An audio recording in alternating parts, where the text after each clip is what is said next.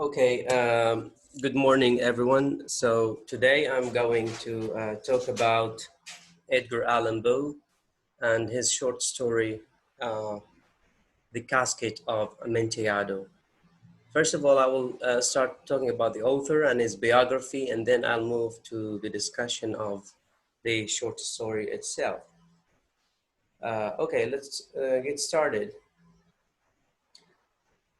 Orphaned before he was 3, Poe was taken into the home of John Allen, a wealthy Richmond, Virginia merchant. When Poe declined an offer to become a merchant and spoke of a literary career, Mr. Allen disowned him. There were several abortive attempts toward reconciliation, but this rejection left permanent scars on the young man. In 1830, after serving 2 years in the army, Poe received an appointment to the West Point but was dismissed with a year for the gross neglect of duty.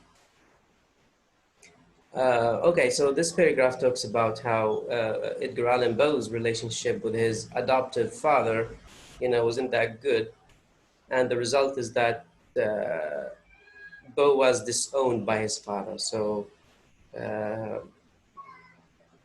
and that's why he had a bad relationship with his adoptive father. The second paragraph, meeting only limited success with his stories and poetry, Poe took on the editorship of a series of magazines. A brilliant and diligent editor, he vastly increased circulation of several leading publications of the time, but seldom was adequately paid for his efforts. His fiery temper and emotional outbreaks kept him poor and on the move from one magazine to another. So it seems that, Poe was a very, angry person, and he, gets upset quickly. And that's why, he had a problem with his father at the beginning, because he wanted the literary career, but his father wanted him to be a merchant, but he does not want to be, or he did not want to be a merchant. Okay. So in 1835, Poe married his fragile 13-year-old cousin, Virginia Clement. Moving to Philadelphia, he began to enjoy prominence with his poems, stories, and criticism, but eventually he again suffered personal despair, job upheaval, and poverty. The publication of The Raven brought fame but little money. Poe probably received $5 or $10 for the poem. Before the death of his wife, Virginia, in 1847 from tuberculosis, Poe was plagued by her illness, his emotional troubles, and his poverty. With her death, the instability that haunted him intensified. Though his last years were not without a period of achievement, for example, Annabel Lee, a tribute to his wife, was written during the last months of his life, his sense of persecution increased. So simply this, paragraph talks about how, first that he married a woman who's 13 years old, his cousin Virginia Clement, and then he struggled to be a rich person. In fact, he lived in poverty because the money that he got from his publication wasn't that good, and that's why he lived poor. And he also lost his wife, which made him very sad and upset. Okay, so that's all about it in this paragraph. Okay, next, he disappeared one day on a business trip to Philadelphia and was found later on the streets of Baltimore. Battered and drunk, after 4 days of delirium, he died on October 7, 1849. So that's the cause of his death, is that he was found, battered and drunk. So it could be someone, kicked him and, beat him hard. American literature found its first real critic in Poe. He led the way in making the magazine a suitable vehicle for criticism, earning a reputation as a critic long before he was recognized as a poet and short story writer. So here in this paragraph also, this is very important about Poe, is that the magazine industry, that he was an editor in several magazines. And in the 19th centuries, magazines were very popular at that time, especially the magazines that published short stories. And that's why also Edgar Allan Poe was famous for his short stories. Okay, I'll continue reading. Poe constructed his poems and tales to create a single effect upon readers' mind and feelings. Every event, every word, every detail built towards that effect, whether it be one of the horror, madness, irony, or revenge. With this effect in mind, Poe devised and ordered incidents that they mounted to a frightening climax, drawing the reader in to share the horror experienced by the characters. And that's very true of Edgar Allan Poe's is that most of his works, deal with these themes about horror, madness, irony, or revenge. Revenge is the theme of the story that we will discuss later, which is the Cask of Amontillado. With this effect in mind, Poe devised, okay, so we read this. As a poet, Poe believed with other romantic poets that beauty was the essence of the poem. Along with this beauty, his poems are characterized by a haunting musical quality and melancholy tone. Poe's contemporaries differed widely in their appraisals. Alfred Lord Tennyson, and the foremost English poet of the time, saw Poe as the most American genius, while Ralph Waldo Emerson thought Poe were a jingle man. Although Poe's personal reputation remains somewhat controversial, his contributions to literature are universally acknowledged. Okay, so this is all about the life of Edgar Allan Poe. Now let me start talking about the Cask of Amontillado. Okay, so here I have something to share for you, which is okay, which is very interesting. It has like, okay, here you go.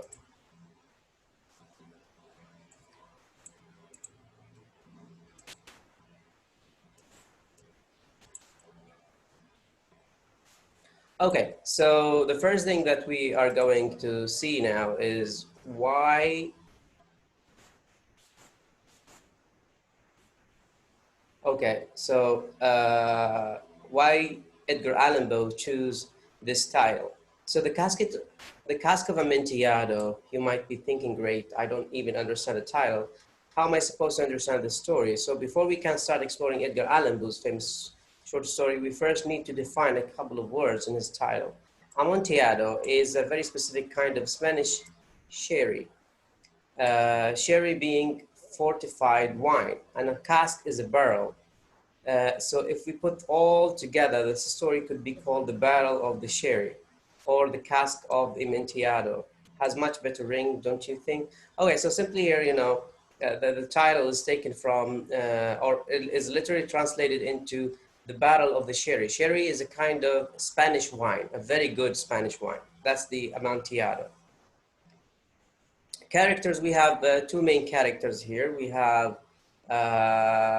Montresor, the person who's going to revenge and kill Fortunato. And Fortunato is the other person who likes tasting wine. He's very professional, or connoisseur, as connoisseur. Sorry, he's a connoisseur in wine tasting. So he's very good in tasting wine.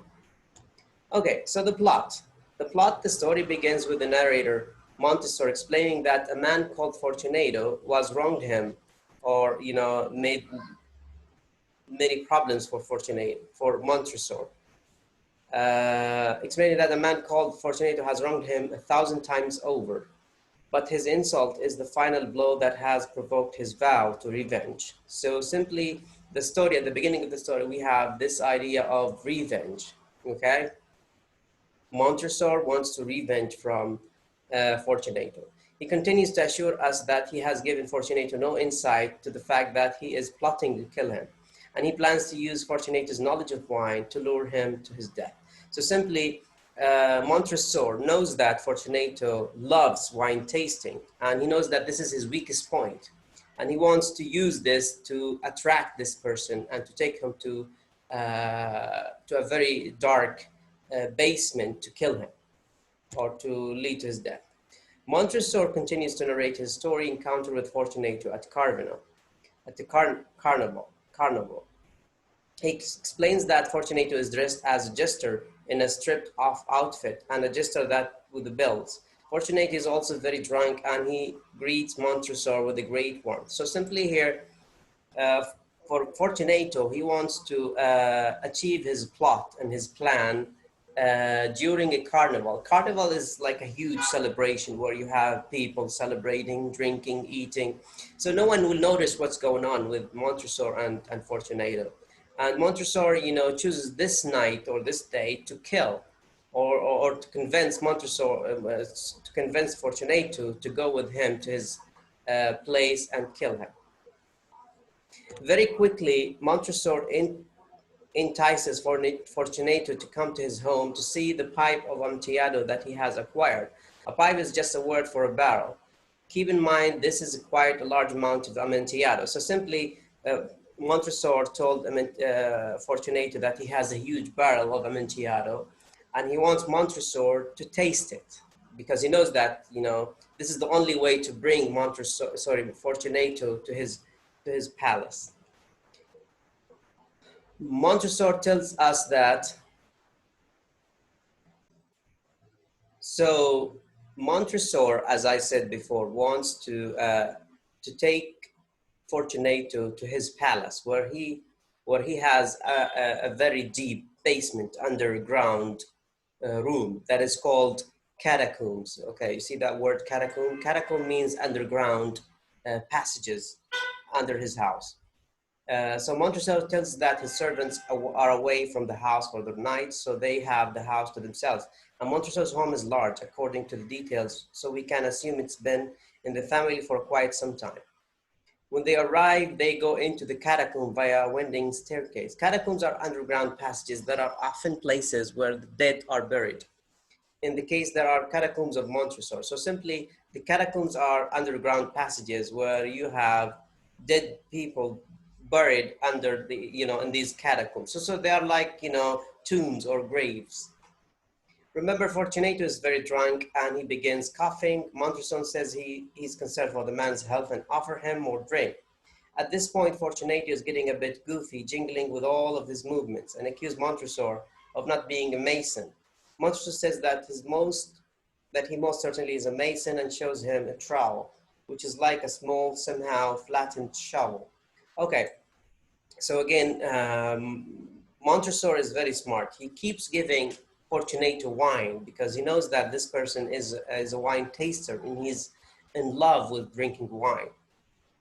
But the aim of Montresor is to let this person get drunk and then he will kill him easily, okay? When they reach the most remote area of the catacombs, they find a small crypt that is lined with the human bones. From there, they see a recessed area, about 4 feet deep, their feet wide and 7 feet high. Fortunato continue into this crypt, with Montresor urging him into a smaller space. Poor Fortunato is so drunk that he is confused as Montresor chains him to the area. Fortunato is still asking for the Amontillado while Montresor brings in stone and mortar. However, once Montresor starts building a wall at the entrance of the small area, Fortunato sobers up quickly. Montresor describes the sounds he hears as he builds, the jingling of Fortunato's belts and the clanking of the chains. So simply here, that Montresor started chaining up Fortunato because he wanted to build a wall and keep that person inside that wall, okay? So he cannot go out and he will die later on. Once the wall is about halfway up, Fortunato begins screaming and Montresor mocks him. Fortunato comes and says, "A very good joke indeed," probably with his last bit of hope. Montresor humors him for a moment, but soon Fortunato realizes it's not a game. He screams for the love of God, Montresor, and Montresor repeats his words. There is silence. So and that's the end of the story where Fortunato thought that Montresor was, playing a game with him, but in fact, Montresor wants to revenge and wants to kill Fortunato because of the injuries or the wrongdoings that he did to him. Montresor, who wants Fortunato to continue to beg, becomes impatient and calls out Fortunato, trying to provoke him. The man does not respond. In hopes of getting Fortunato to respond in some way, Montresor throws a torch into the only open area left. He hears the tinkling of the bell. He says his heart grew sick, but only on the account of the dampness of the catacombs. And he finishes building the wall. Then he says the events happened 50 years prior. He concludes his reminiscence with rest in peace. So that's the end of the story where Montresor successfully killed Fortunato. Okay, so now the last part of this class, which is the analysis of the story. Okay, now we're not going to analyze everything here in this story, but I'll go into certain paragraphs and discuss them with you. The first paragraph that what I would like to discuss is the first paragraph. Okay, I will read and then discuss it with you. The 1,000 injuries of Fortunato I had borne as I best could, but when he ventured upon insult, I vowed revenge. You who so well know the nature of my soul will not suppose, however, that I gave utterance to the threat. At length, I would be avenged, and this was a point definitely settled. But the very definitiveness with which it was resolved precluded the idea of rest. I must not only punish, but punish with impunity. Punish with impunity. A wrong is unredressed when retribution overtakes the redresser. It is equally unredressed when the avenger fails to make himself felt as much or as such to him who has done the wrong. So here we see that Montresor declares that Fortunato did him 1,000 injuries and he insulted him. And because of that, he wanted to revenge from that person, okay? And so he's now thinking of the plan for how to get rid of that or to kill Fortunato. Okay. Now, here in this paragraph, he had a weak point. This is very important. And here Montresor explains how he can control Fortunato.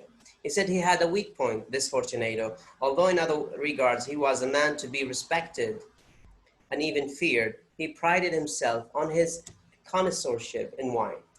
So Fortunato is famous for his connoisseurship in wine, meaning that he tastes the wine and he loves to taste the wine. Few Italians have the true virtuoso spirits. For the most part, their enthusiasm is adopted to soothe the time and opportunity to practice imposture upon the British and Australian millionaire. In painting and gimmery, Fortunato, like his countrymen, was a quack, but in the matter of old wine, he was sincere. In this respect, I did not differ from him materially. I was skillful in the Italian vintage myself, and bought largely whenever I could. Okay, and that's where he explains how he convinced Montresor to come with him because of the weakest point that he has, namely the wine tasting or connoisseurship in wine. It was about dusk one evening during the supreme madness of the carnival season. This is the time of when Montresor decides to meet Fortunato and let him come with him.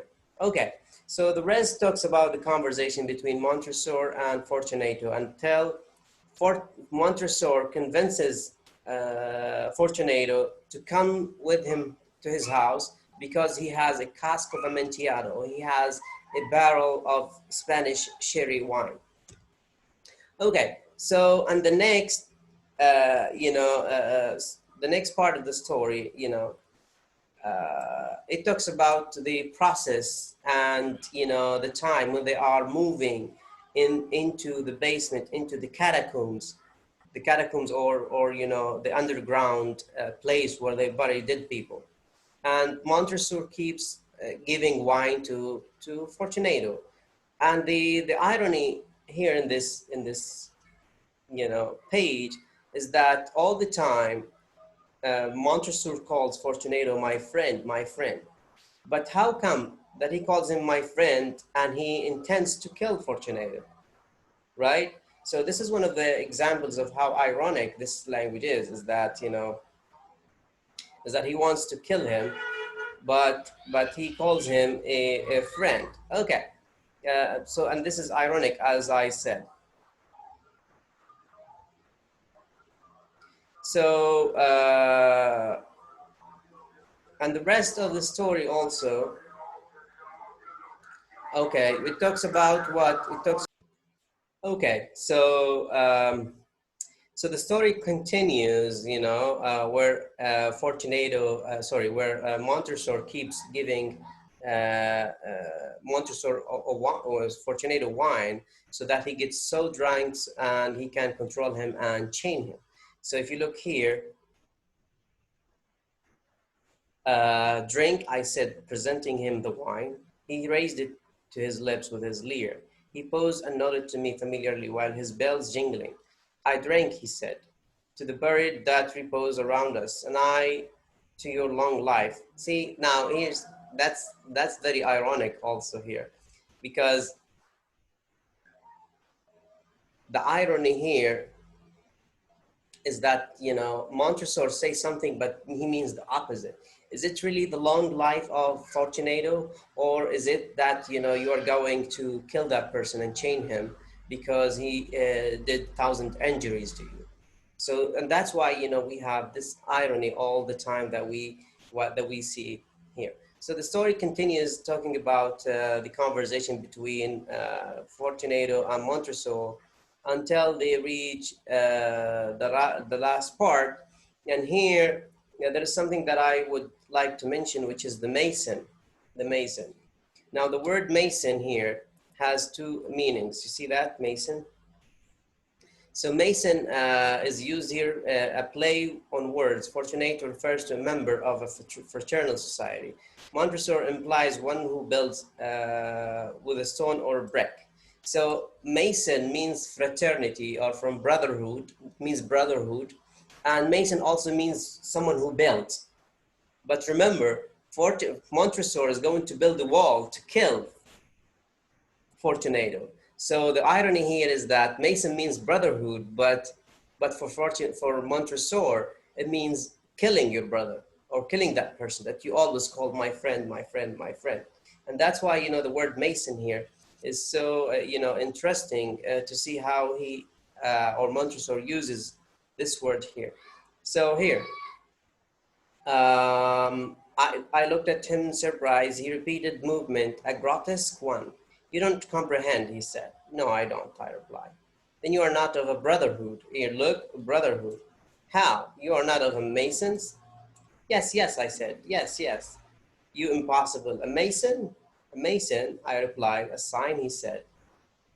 It is this, I answered, producing a trowel. Trowel is the object that they use to build, okay? The bricks.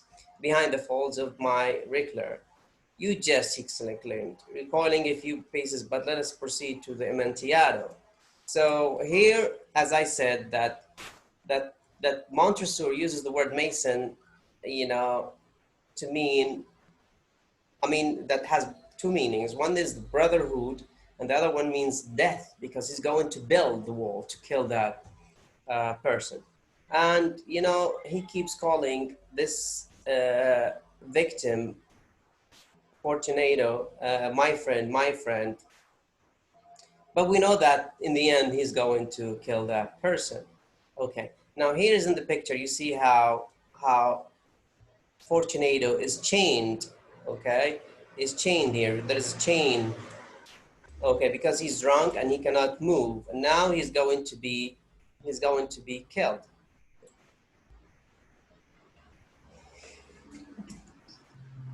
Sorry.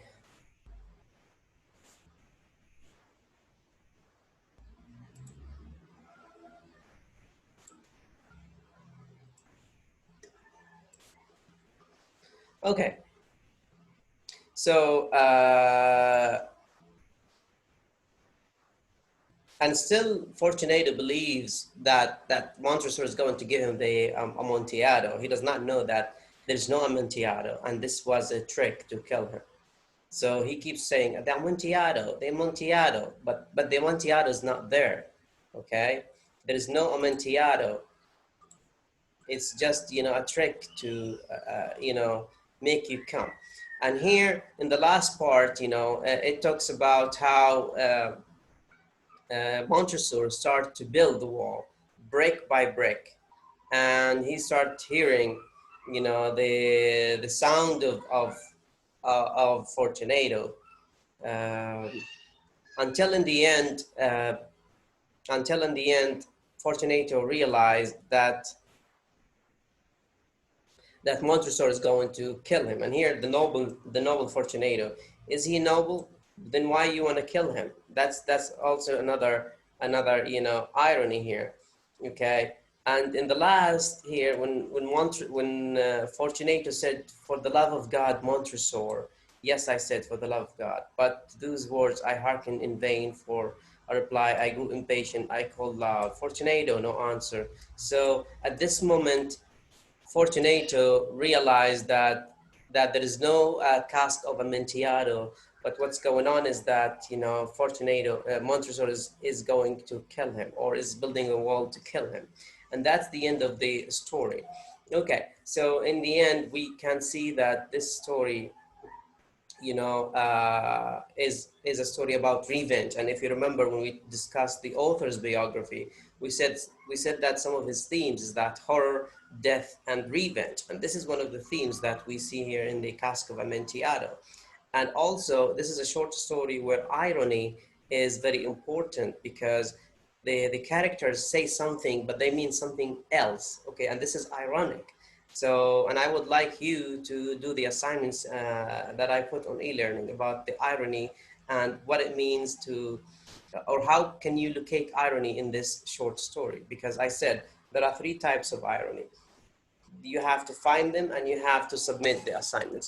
That's all for today. Thank you very much, guys, um, for listening and watching, and hopefully this will be very good for your, and that will explain the story for you. That's all for today, and yeah, have a wonderful day.